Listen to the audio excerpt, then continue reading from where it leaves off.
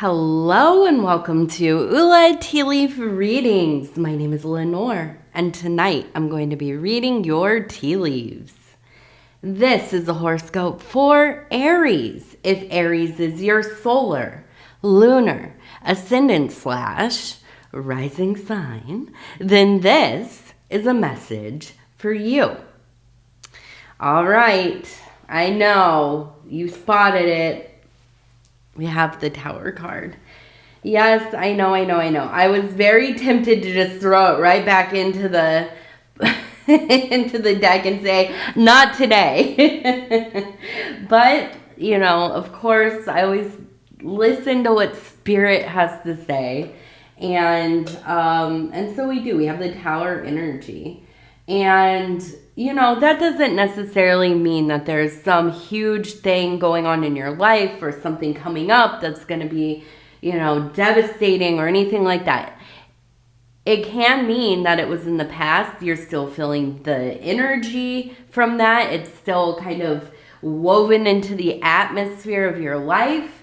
It could also be that somebody you are close with, somebody that maybe that you're affected by. It could be like, your boss at work or something. Maybe they're going through it, right? And it is affecting your life in some type of way. So we're going to take a look at the tea leaves. Don't worry. We're going to figure this out. But I know that's like really the one card I get. And I'm like, oh, geez, come on now. All right, let's go ahead. We're going to take a look. And I want to go ahead and say thank you so much for deciding to click on this video. If you are new to the channel, welcome. If you're new to tea leaf reading in general, welcome. I know it's kind of different, kind of something maybe you've never seen before or heard of. Well, we're going to do our best here to kind of reveal what this is actually about. You might watch other tea leaf readings and everybody reads different, right? There's no wrong or right way. That's the beautiful thing about scrying and divination and so on. But you might watch other readings and notice that people are very particular, like if it's on the left side of the plate, it means this. If it's on the right, it means this. If it, it has prescribed meanings that come from books or, whatever. Not here. Not so much here. I kind of do this the way that I do it. And I have built, I've done so many readings, thousands of readings. And you just kind of build your own relationship with the symbols. So I want to take a look and see.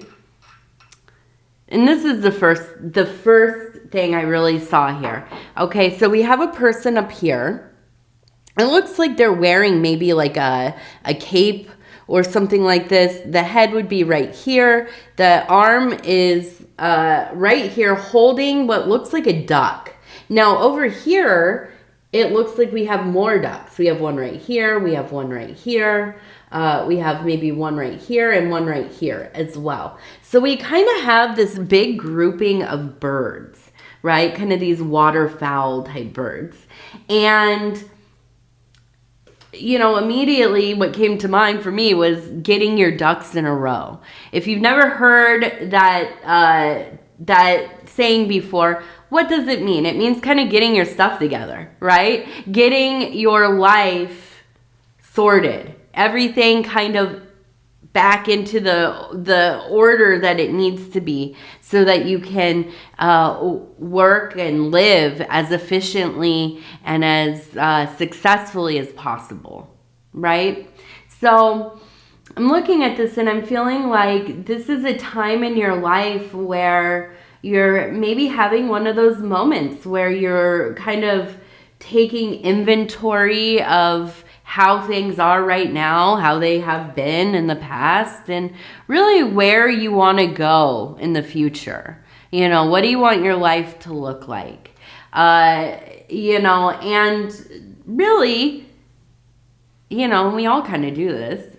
thinking about where we have misstepped. Maybe we had like these big dreams or these ideas of things that we wanted to do, and it just hasn't come to pass for one reason or another. Maybe circumstances, maybe you decided to do something else or whatever it is. But I do feel like you're in this place where you are being very mindful of your existence, you know, how you're living. And that's the big thing, is like, how are you living?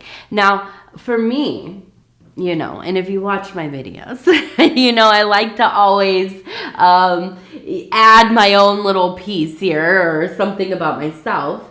You know, I had plenty of dreams that I don't know if I'll ever even entertain, really. For a long time, I wanted to be a person that worked at like a museum, an archivist. I didn't want to work in like the main part of a museum. I wanted to do the background stuff. I wanted to like digitize books and, you know, like get things and clean them up and put them away and catalog them, and, you know, just kind of that quiet tedium. That was my dream. I don't know if that will happen, right? My life has gone a different direction, but, you know, at times you think, well, what could have, you know, what could have come of that? What if I did follow that path? Okay, but we shouldn't get too sunk in it. And I think that, you know, for you, maybe this is a place where, now we also have the lobster or the crawdad, which we know is from the moon card, right? From the Rider-Waite deck. And this symbolizes melancholy. Okay, what is melancholy? It's kind of like depression, sadness, maybe kind of a listlessness or something a little more existential. Okay, so I feel like, you know, at times you look around and you think, maybe I've missed, you know, the bus. Maybe I've missed my my time, you know. Maybe this was going to be the big opportunity of my life and I did not take it. And now everything is just going to be, you know, ho-hum for the rest of my being. Well, listen, okay? That is not the case. It is never too late. You might not, you know, be an astronaut if that's what you wanted to be. You might be like 50 years old and thinking, well, I guess I'm never going to be an astronaut, right? You know, and yeah, I get that. That's maybe something you can't change. But there are plenty of other ways to put your efforts into things that are adjacent, or yeah, maybe like thinking up something else, reevaluating. What do I want to do now versus like what I really wanted to do when I was 15, right? And so I do see you really starting to get all of these aspects of your life, the financial, the domestic, you know, the work stuff, your health, and really, you know, the motivation. And I know that doesn't always sound like it's that big of a deal, but it really is, right? It's the difference between, you know, are you going to keep hitting that alarm clock in the morning, or are you going to get up and get it? Right? Are you going to meet the day with an okay attitude? I can't put that on anybody because I wake up and I'm like, give me a few minutes before you talk to me. I gotta shake off the sleep dust, you know? But yeah, waking up with an attitude of, I'm going to do as much as I can today to work towards my goals. I'm going to do as much as I can to create the life that I have been dreaming of. And so yeah, I do. I feel like you have this fire burning, and I see you kind of looking around and seeing like, okay, well, maybe I have to like work a later shift so that I can go and take some classes. Or, maybe it's time for me to start looking for another job that aligns more with my vision of how I want to live, right? Maybe it's time to consider retirement or, whatever it is. I could list things all day long, right? But I do feel like you are going to get on this, okay? And I feel like the big thing is, I see you really making a lot of progress in the beginning, right? You get the ball rolling.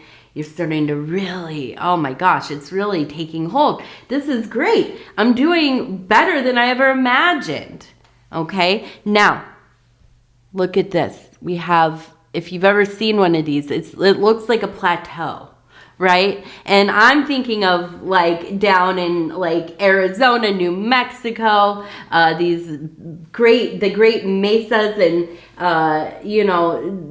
these beautiful rock formations where there used to be oceans, right? And up at the top of this large mountain, like cliff thing, it's flat. Right? And this is what we talk about, like, well, for instance, I've been doing a lot of intentional movement in the last year. I've lost a lot of weight. I've been working my body. I was going to say I don't know if I'm allowed to say the B word, but yeah, I've been working it hard, trying to get myself back into a place where I have some,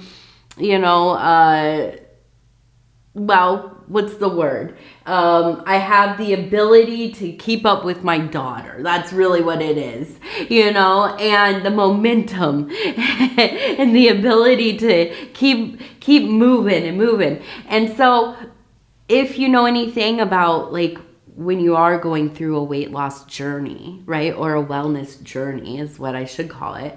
Sometimes you hit these plateaus. You don't see a lot of up or down. You don't see a lot of progress, right? It's happening. But it's getting more difficult to really notice, right? From day to day or week to week. So I feel like as you hit this place, right? As you're getting your ducks in a row and things are feeling really good. And then maybe you have a couple days or a couple weeks where it feels like nothing is happening, right? Maybe I made a mistake. Maybe this wasn't the right course of action. Maybe I was on the right path before and now look at what I've done. Do not succumb to that kind of thinking, okay? You are making progress. The fact that you're even getting up and trying to do better in your life, that is progress. The fact that you're showing up for yourself, that is progress.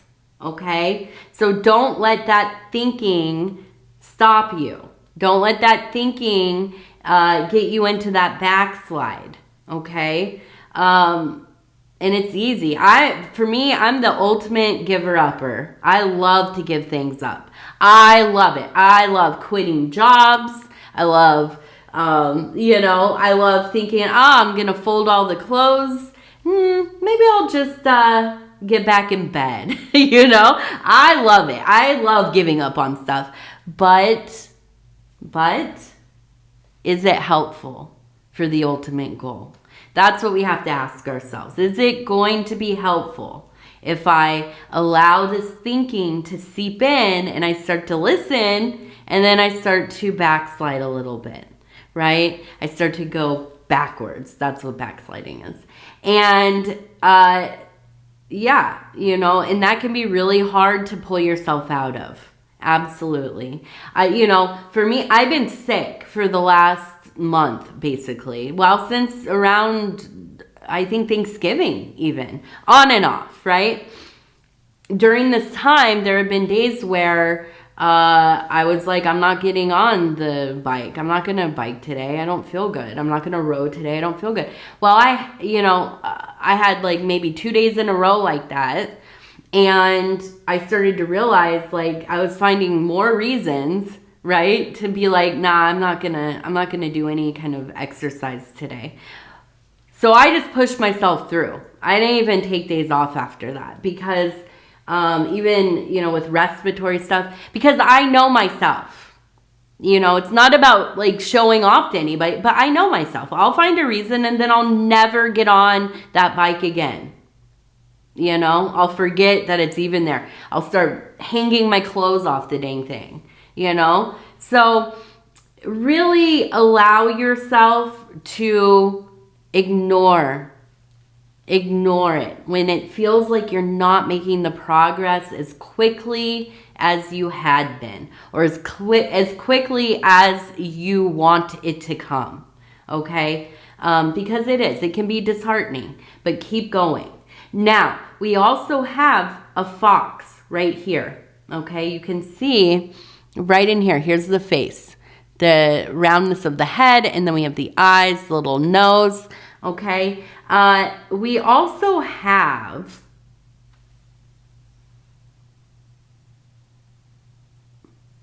the trident, which is also what I called the lobster earlier. We have the trident here, and we have the trident right here.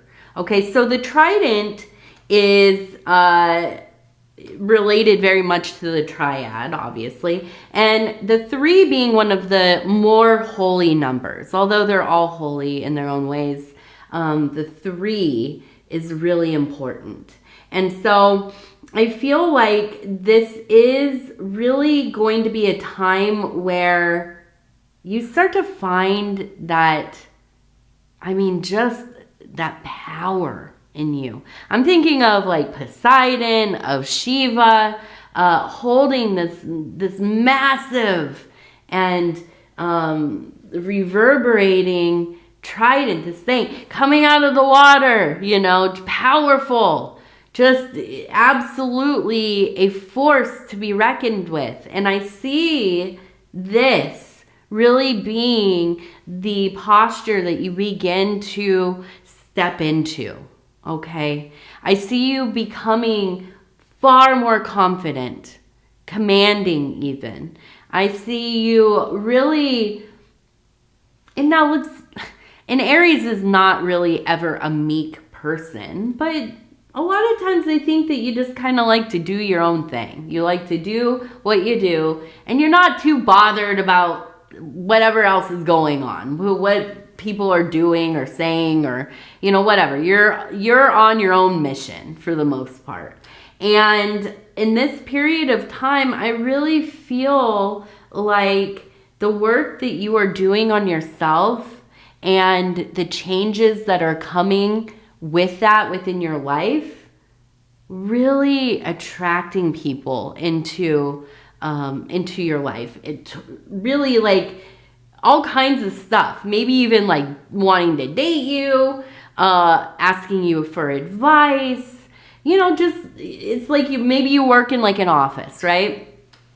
And you're starting to feel more confident. You've got a lot of stuff going on. You're feeling good about the work you've been doing, the progress you've been making, and maybe you start dressing a little different. You're like starting to maybe, wear different kinds of blouses or shirts, and, looking a little more fancy or whatever, stylish.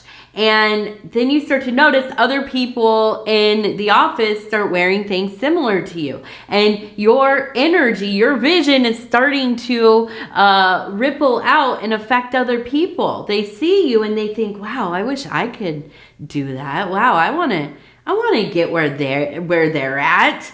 And that might be something that like takes you by surprise a little bit, but you really are beginning to exude this just brilliant energy.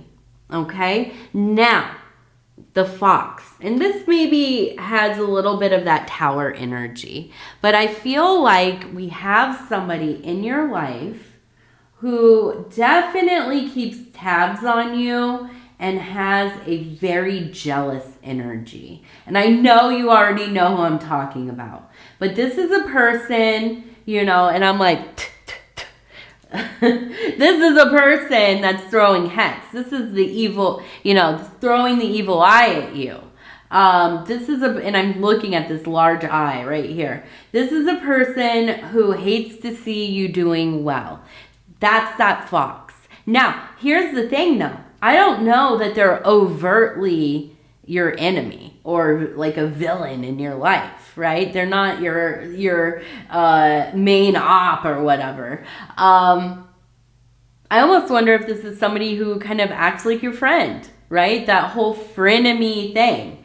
Somebody maybe that's within the friends group. Maybe it's somebody, you know, within the family. Maybe it's somebody you've known half of your life, or maybe it's somebody you barely know at all. I don't know. But I know that they just get so twisted up about how well you're doing. Okay? So, in my opinion, I think it's really important for you to protect yourself from that energy.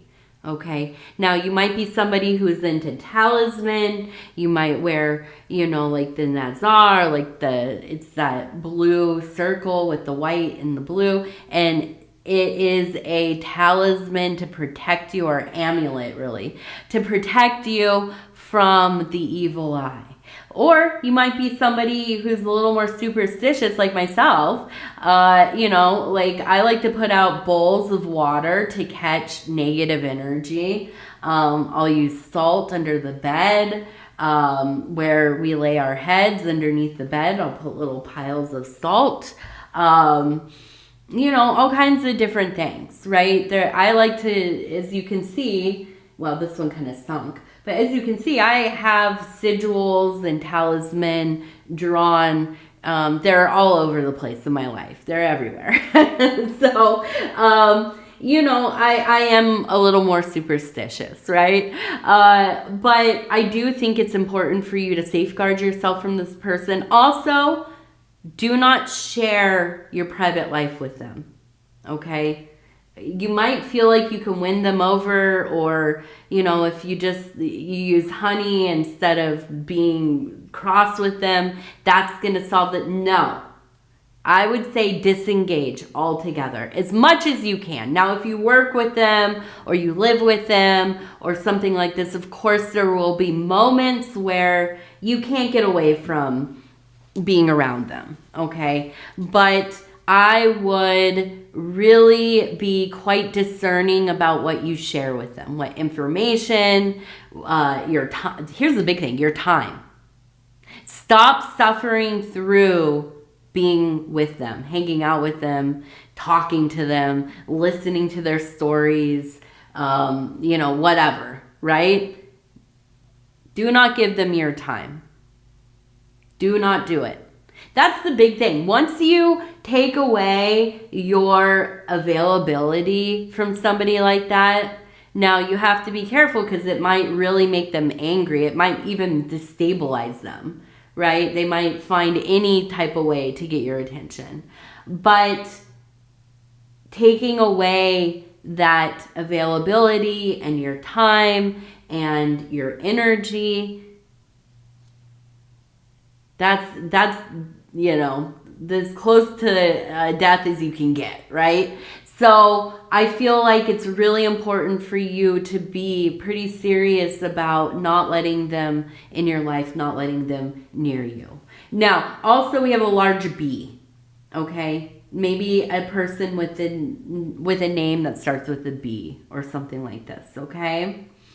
Now let's go over, oh, yes, 7 blank blank 4. So we have the number 7 blank blank 4. I don't know what those other two numbers are, but some 7,000 and something and 4 at the end. I don't know what it all is, but it shall reveal itself, I'm sure. Okay, so we have kind of the magician energy right here. We have the face. Let me get my thing. We have the face, eyes, beard, and hat. Okay, so we have kind of that wizard, magician energy, which is wonderful, wonderful, wonderful to see. This is the archetype of a world creator. This is somebody who is good at looking at all of the variables, all of the circumstances, figuring out how to use and manipulate. Now, not manipulate like you're manipulating other people. No, manipulate what you have to reform it into what you need. Okay? This, like the alchemist, basically. This is somebody who has a deep understanding, not just like the Hierophant where it's like, a devotee that's read all the holy books and they follow all the tenets and this kind of thing. A magician is a rebel to the greatest extent. This is a person that does not necessarily follow the rules, but they learn them first, right? You have to learn all the stuff as much as you can so that you can make adjustments to it, right? It's like when you have a recipe, right? You're going to learn from the recipe. You're going to make this thing a couple times. And then when you start to really feel like you're mastering whatever it's supposed to be, you're going to add different things into it to make it your own, right? And that's that energy of the magician. So I really see you activated in these most important places so that you can do the work that you want to do. And that is recreating the life or changing your life so that it looks like what you want it to.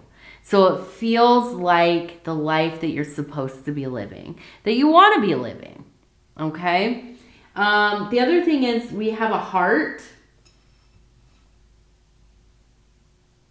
And again, we have the duck. And I feel like the duck in general is going to be a very lucky sign for you. Okay? In this next cycle, I would say for the next year, okay? The duck. So maybe if you are a superstitious person, go to the thrift store, go to a little place, go look through their knickknacks and stuff. Find yourself a little duck, like a little duck ceramic or a little painting of a duck or, I don't know, go get a duck tattoo. Something. But keep it in your living space somewhere, okay? Because I think it's going to be a power symbol for you. Now, we're going to do 3 numbers. 96. These are our lucky numbers, by the way. 3 lucky numbers. 96.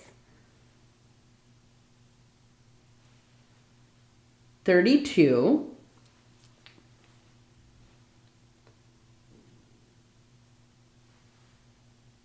40. All right. 96, 32, and 40.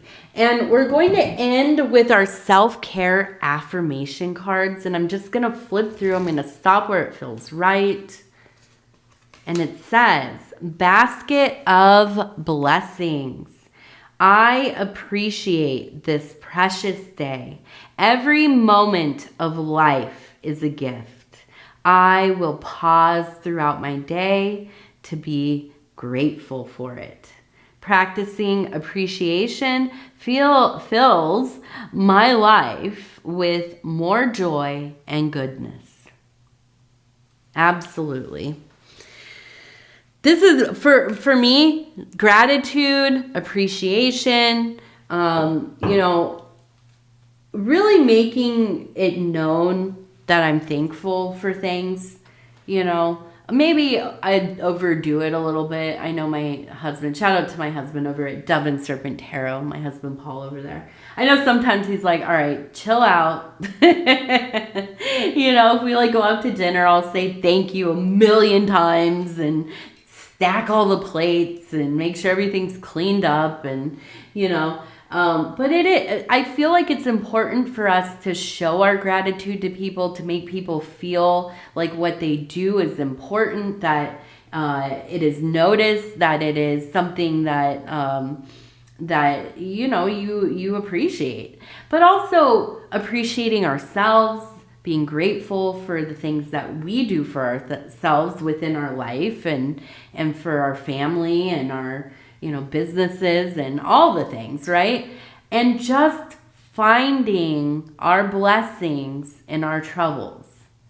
If you can figure out how to do that, it is a superpower. It will absolutely aid you in your life, especially in those difficult moments, right? Looking for that silver lining in things. Now, it's not always going to fix everything, but it really does start to rewire your brain.